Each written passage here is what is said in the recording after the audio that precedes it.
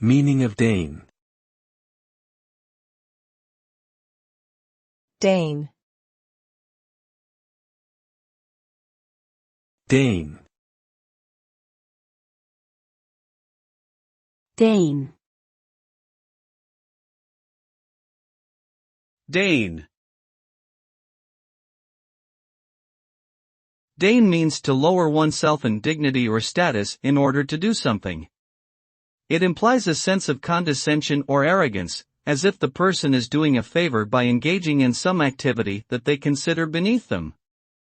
For example, a wealthy person may deign to speak to a homeless person, but the tone of the interaction would be patronizing. The result of someone deigning to do something is often seen as insincere or lacking in true effort, since the person doing it thinks themselves superior to the task at hand.